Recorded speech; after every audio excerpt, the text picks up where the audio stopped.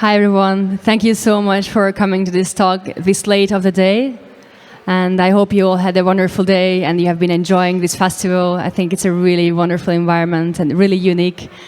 And this topic is going to be a bit more difficult to talk about than the joy and happiness of veganism and this diet and this lifestyle. But apart from the bad news I will have to share, I will also give you hope. And I will also hope to inspire you and encourage you and empower you. Okay, so I never really talk about myself during these presentations, but I feel like I owe to share who I am and what puts me in the position to share anything about what I'm going to speak about. So my name is Dora Hargitai. I was born in Hungary, and I am a mechanical engineer. I worked in the oil and gas industry for quite a few years, and through a funny twist of life, I ended up in sustainability and animal rights activism. Last year in April, just by curiosity, I went to the Extinction Rebellion camp out to Marble Arch. And from that moment, my life has changed and turned around. And now I'm an advocate for Animal Rebellion. And I would like to share with you what Animal Rebellion is and what we plan for October.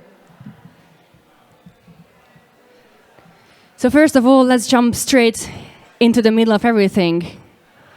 You guys probably know what happened yesterday. The 20th of September was global climate strike. Entire London and I think about 150 cities around the world, but countries, but please correct me if I'm wrong, protested. Children skip school, adults skip work to go to the streets and address climate emergency. So on May the 1st, 2019, the UK government declared climate emergency. It means that our government, after many, many years of ignorance to this topic, finally acknowledged that there is indeed a climate emergency that requires immediate action. This is huge, but I think we all wonder why it hasn't been on the surface before, if it's really such an urgent topic. And there are some dates on this slide. For many, many years, scientists have been issuing warnings to our entire world that there is indeed a serious issue that we have to think of. 1992, there was a major study released, has been ignored by the government completely. You probably heard about the IPCC. This is a big buzzword right now. It's the Intergovernmental Panel of Climate Change. And they have received 2 warnings. The first one was completely ignored. The second one was signed by over 26,000 scientists. By now, I think it was 22 at the time I made this slide. The last one, the last warning was issued in October last year. And I was one of those people who ignored it completely. However, Extinction Rebellion didn't. And that's how the disruption started in London, which you probably heard about. If not, I will speak about it later on. But let's see what climate emergency means. This is something that is in the back of our mind a lot. We know that we have to use less plastic and be careful with our travels, but why do we actually do that? What is the extent of the issue? What does it really mean? So I'm going to go through a couple of slides to explain what climate emergency actually means. And these are just a few examples to the extent of the problem. Let's see one of the most serious issues that we are facing right now, and that is the melting of the Arctic. I'm going to turn a little bit.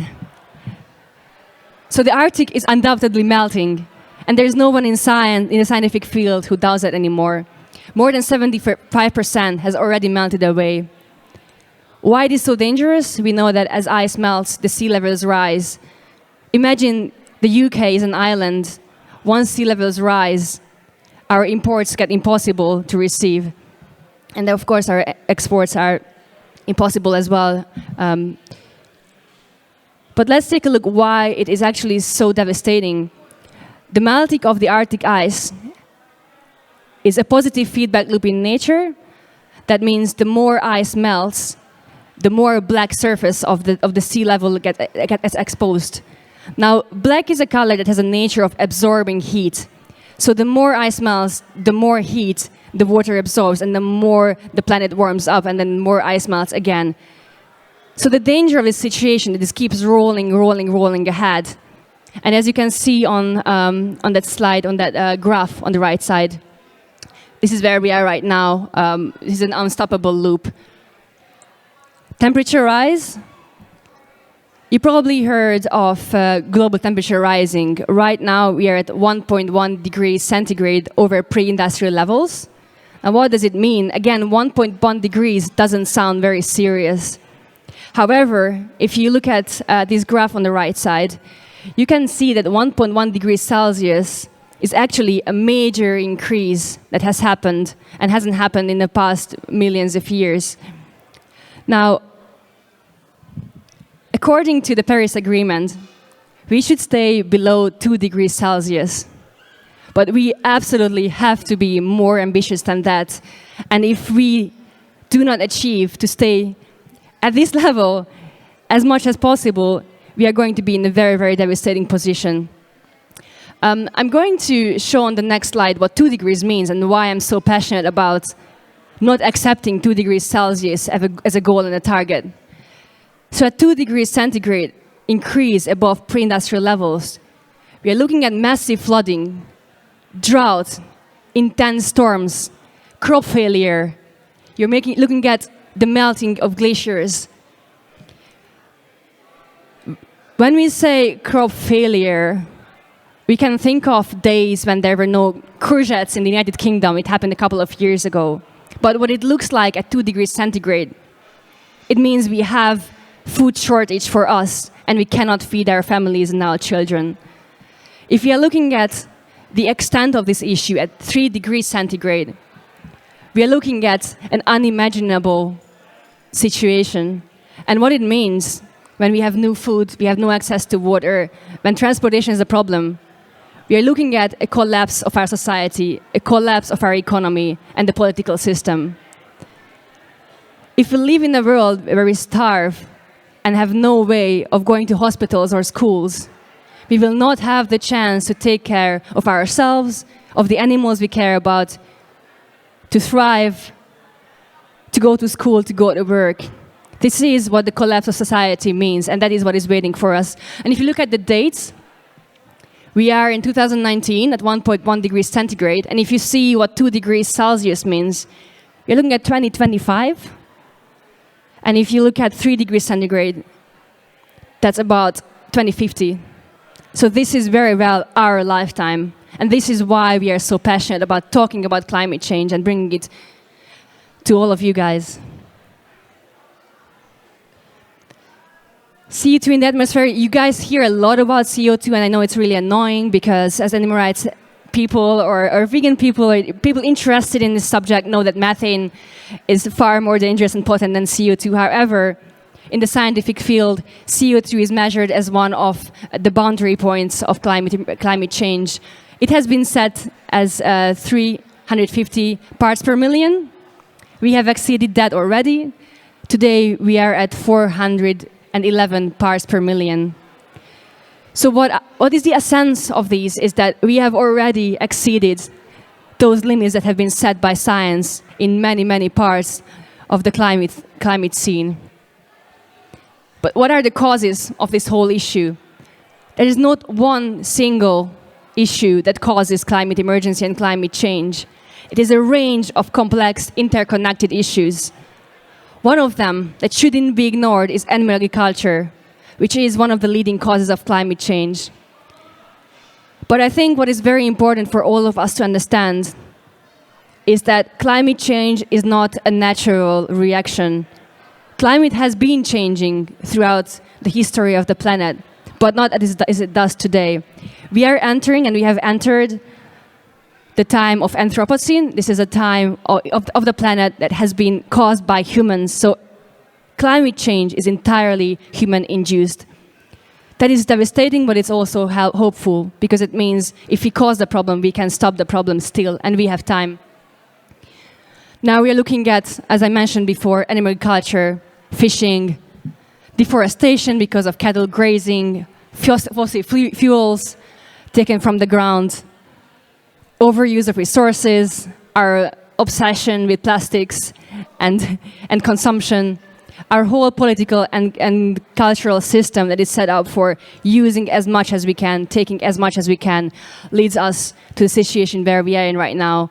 And as I said before, this is leading to social, economical, political collapse, but also leads to massive animal suffering. As I mentioned before, if we suffer, we cannot help animals anymore. So saving ourselves is not a selfish act. Saving us is saving everybody else. So let's take a look at why animal culture is such a strain on the planet. As I said before, animal culture is the leading cause of climate change. According to sources, it's somewhere in between 18% to 51% in terms of all greenhouse gas emissions on the planet. It is the leading cause of habitat destruction, land use, water use. It's a massive chemical pollutant, ocean acidification, and greenhouse gases, as I mentioned before. And there is a picture over there, which is from the Amazon rainforest. You guys probably know that the Amazon has been burning since January this year, and is still burning in these seconds. This is not a natural fire. It has been set by farmers because of the planet's appetite for meat, and especially for beef. These farmers are essentially pushed and forced into burning up their forests because they need to feed these animals, they need to graze these animals. So the Oxford University released a major study recently, and they reviewed it for 5 years. Over 570 studies were covered, and they looked at around 38,000 farms, and they wanted to take a look at what our diet means for our environment, what are the emissions. And the result of the study is actually quite shocking. If you look at this graph, which is, I'm sorry, it has been a bit twisted, but if you look at the bottom of this graph, it's all plant products. So we're looking at nuts, peas, beans, tofu, and so on, the other plant-based products. And their emissions, greenhouse gas, acidification, land use, and so forth, are quite small. But if you look at everything below, all animal products are hitting the end scale of all of these environmental aspects. So the study also found that if only we transferred into a plant-based food system and a plant-based diet for the planet, we could actually release 76% of the land on the planet. We could release 19% of arable land.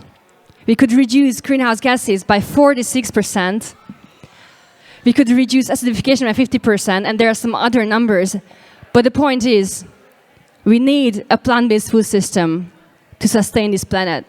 And we have everything already available today to thrive and live for all of us, all the 7.9 billion people. Sorry, I'm not sure if there's a right number, but about that. To sustain everybody and feed everybody. Yet everything goes to the top 10%, 2%, and the rest of society starves and is in a very bad position right now. You must have heard about the 6th mass extinction on the planet. Well, this is going on right now. There have been mass extinction in the history of the planet before, but this one has been caused by human activity. If you look at this picture on the right side, it's actually quite shocking.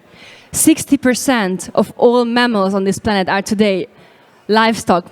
I really hate this word because it says that animals are stock, but this is how the industry calls cows and pigs and chicken.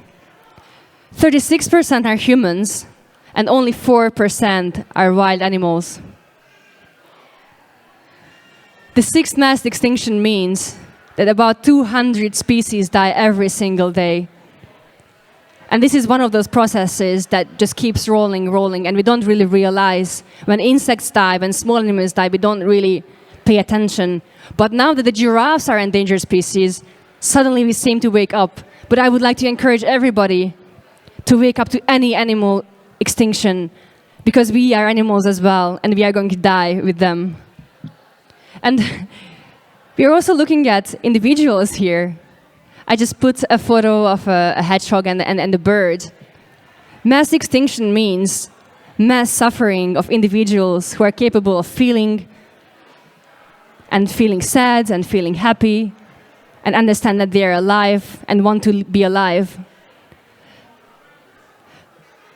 Losing billions of species means losing billions of lives, and we are responsible for that.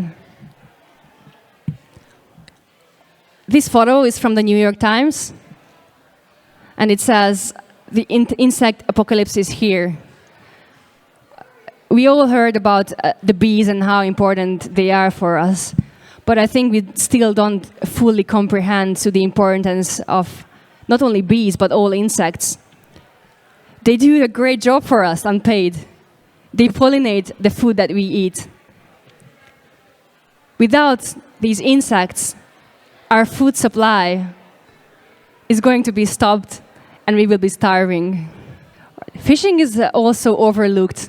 And I used to be a pescatarian vegetarian. I had no idea why fishing is so bad. But if you look at some of these numbers, the reality of fishing is quite shocking. The way fishing in the oceans works is they spread a huge net into the ocean and just scoop it, like you would scoop a scoop of ice cream and take everything out of the ocean. So with all the fish they intend to take, they also take whales and dolphins and crabs and all kind of species. Now these species are not going to be, these individuals will not be released back. They are going to be killed, and they are considered as byproducts of this process. And also let's talk about how it contributes to plastic pollutions. About 46% of all plastic in the ocean comes from the boats, the fisher boats.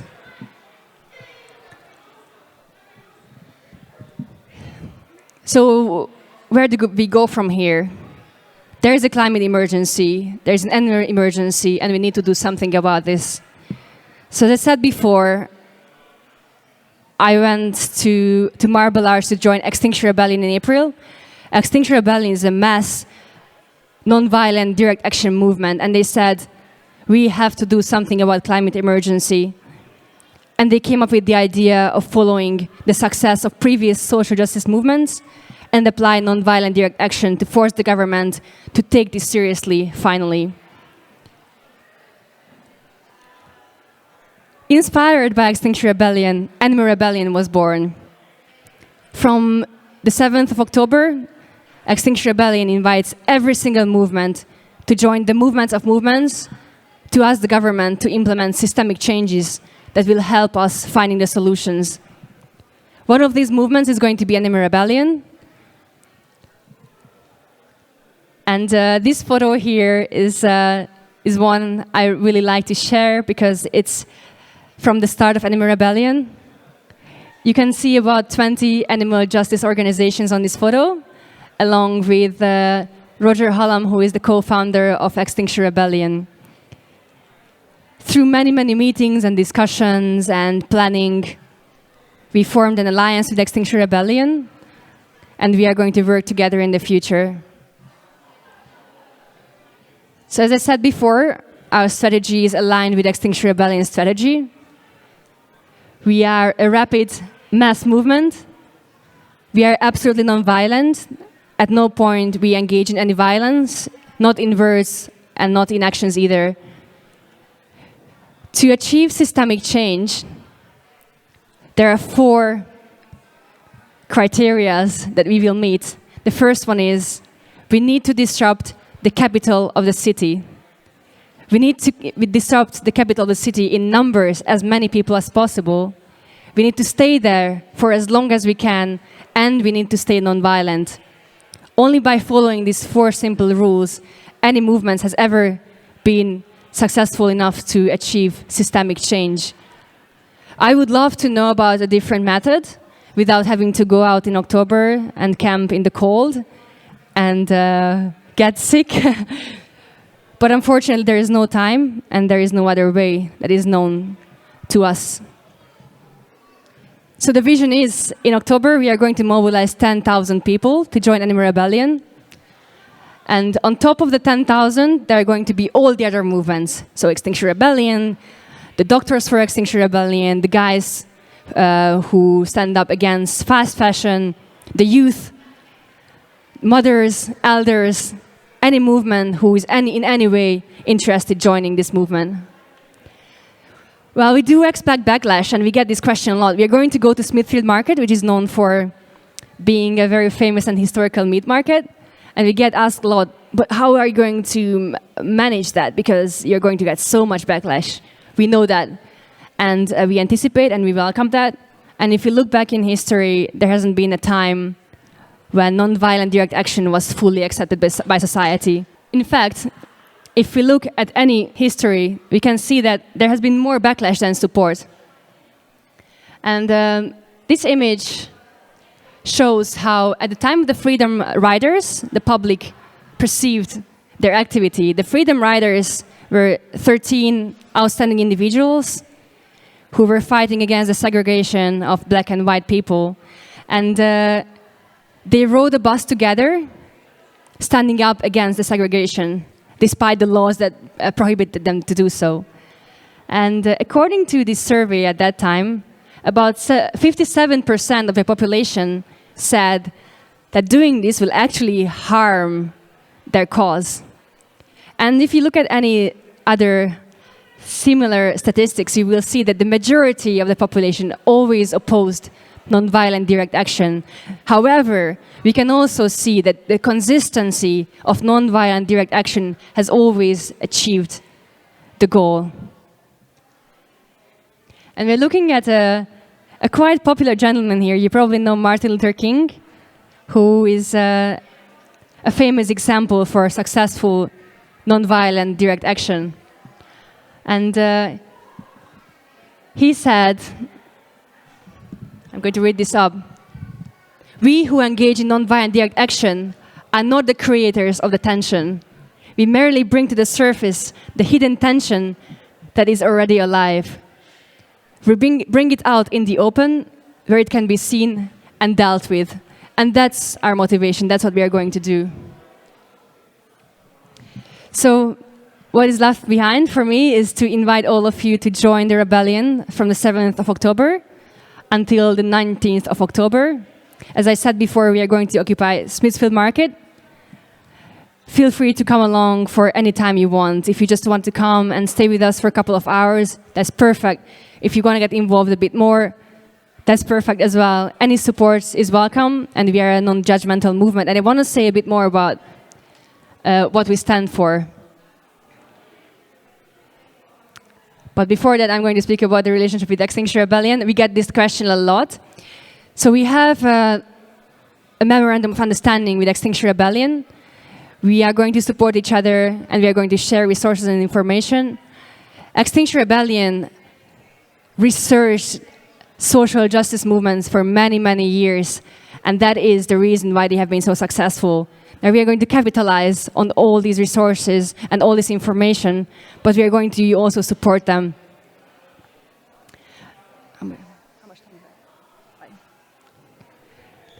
These are a few headlines from a couple of magazines that you probably all know. The Guardian, The Independent, or Sentient Media has all covered Animal Rebellion on their platforms. And I also want to show you a couple of people as well who are very supportive to this movement. You can see, you probably know Earthling Ed, and that photo is one of my favorites. That's the historical moment when he said he's going to support Animal Rebellion.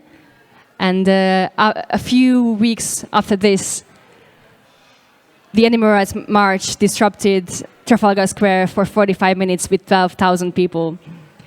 And then you can also see Joy Carpstrong, George Monbiot, or the vegan couple who are also in support, and they will be there in October. Right, so what do we demand? The first demand to the government is tell the truth, and we understand that the truth cannot be told until we don't speak about the effect of animal agriculture. We also demand that the government also acts on this truth. We demand net zero carbon emissions by 2025, but we understand that this goal is not achievable until we consider animal culture as a fact and addition to this. And beyond politics, we also demand that the issue of animal farming is at the discussion table. We follow the 10 principles of Extinction Rebellion. We are an anti-speciesist movement that has a shared vision for change. We also set our mission on what is necessary. We go beyond what's possible, and we understand the emergency, so we'll do whatever we have to do. We also need a regenerative culture. We need an environment where people can thrive no matter where they come from. They can recharge and they can find home and friendship. We also openly challenge ourselves and our toxic system.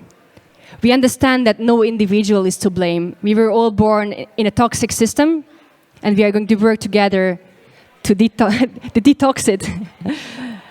We also value reflecting and learning. Being an animal rights activist myself, it has been hard to open up to other issues, but I had to understand that climate change has multiple sources, and so to tackle this, we must be open to other aspects of this issue as we share what we know as well. We welcome everyone and every part of everyone.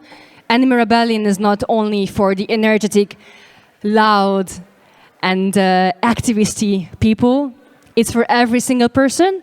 So if you are a cook, or if you love drawing, or if you like singing, or if you have any knowledge to share, we need you. Because climate change affects everyone, so we need everyone to come and help us. We actively mitigate for power. We have no bosses. There is no hierarchy in our understanding. Anyone and everyone can take initiative and lead action and ideas. We also avoid blaming and shaming. We are non-violent, and we are based on autonomy and decentralization. So how are we going to be on the streets with people who are not vegans and who don't share the same ideas as we are? We are going to stay respectful. We are going to trust each other, that we will stay respectful.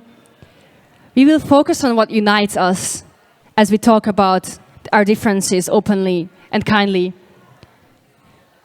We will also stay open to the things that we can and should learn. And we are also going to have plenty of fun. We are planning for being rebels for a long time. It is not just a march where we go and come back home. We are going to stay there for 2 weeks, and we will have to keep coming back as long as we don't have a change that will facilitate human and non-human life on this planet forever. All right, so what can you do? As I said before, we welcome and need every single person. Depending on your willingness of engagement, we have multiple options. First of all, we recommend that anyone who joins us takes the NVDA, Nonviolent Direct Action Training. This will empower you and give you confidence in knowing what you can do and understand also your position in terms of disrupting a city. What does it mean? Why would I do that? How do they feel about that? It really helps people going through that process and then go confidently to the place of disruption. Well, you can also choose to get arrested. I'm not telling anyone to get arrested. It's a personal choice. But if we look back at April 2019 and the 1,100 arrests that happened during the 11 days of Extinction Rebellion disruption, if 1,100 people didn't choose to get arrested, everything that happened wouldn't have gotten into the news. It only became such a big, big thing for the entire world because all these people decided to make this sacrifice. I put quit your job, it sounds really harsh. Again, this is not something I ask you to do, it's an option. Currently, we have 12 people at the Animal Rebellion headquarters who work full-time. They all had different things to do and other priorities and their personal lives and their career path and so on. But they woke up to the emergency and they said, there's nothing more important than working full-time for this movement. If you spread the word, we are extremely thankful, and that is something that we can all do, and we really appreciate if you do so as well. You can also start your own group. As I said before, we are a decentralized movement. So whatever city you live in, feel free and empowered to start your own enemy rebellion. You can help in so many ways. You can help organizing, with administration, with setting up events, with talking. If you're a better talker than me, please do join us. We need talkers as well. You can also help bringing joy and leisure and fun to the October Rebellion. You can also stay in the background and help us with IT, design, and well, anything, any creative idea you have in mind, do come and share it with us. And I would ask all of you, if you feel that this presentation touched you at any level, please do visit our website. It's enemyrebellion.org. There's a volunteer form that you can fill in. Or if you don't feel like going online, there's going to be a sign-up sheet on this table. So please do feel free to come around and put your name and email down. The only thing you're going to receive is a sign-up sheet and a few words about who we are. So don't be scared, we're not going to send it to the RST team. Right, and if you also want to support us with a donation, that's also more than welcome. Right now, Enemy Rebels don't receive anything else but the donations that people give to them. And there are just a few examples of cities where we already have Enemy Rebel groups. This is actually a list as of 2 weeks ago, and since then it grew massively. I asked our coordinator yesterday, and we have over 40 cities already signed up and leading Enemy Rebellion groups. So thank you so much for listening to this again. And if you're interested and you want to chat, please do come and let's talk. And please do sign up to our sign-up sheet. And I'm also going to, I think I have, yes. There's a little glass jar over there. If you feel like you would be open to donate to Enemy Rebellion, please feel free to just put a quid. And we will really appreciate that. All right, thank you so much again, and enjoy the rest of your day.